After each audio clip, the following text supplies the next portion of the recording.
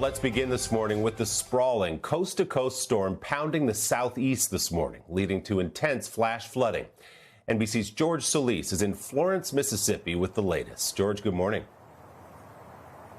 Yeah, hey, good morning, Willie. Heavy rains and winds pummeling this region. There was also a number of tornado and thunderstorm warnings here. Now, still no word if a tornado touched down, but you can see there is some significant damage here. Take a look at this tree that snapped by those heavy winds. It actually landed on this home here. Now, the good news is there's no reported injuries, and you can see the homeowners here have covered the roof, but there is still some major threat of other flash flooding in the region, and there'll be more to assess once the sun comes up. The other major headline with those floods, you had flooding in Kentucky, Virginia, and West Virginia. Some homes and cars were completely submerged. In Kentucky, where every county was impacted by those flash floods, there was also reports of at least one person that was killed being swept away in their car by those fast-moving waters. In Tuscambia, Alabama, officials there warning of significant damage and asking residents to stay away from the downtown area after significant damage to buildings, some trees that were toppled, even some light poles.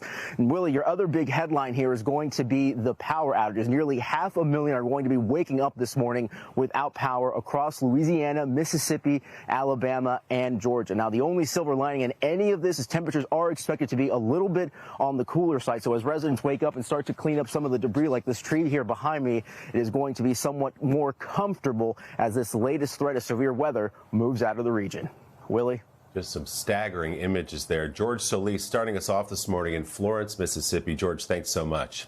Hey, thanks for watching. And don't forget, you can catch the Today Show every morning on NBC or take Today when you're on the go. Just follow the Today podcast on Apple Podcasts, Spotify, or wherever you listen.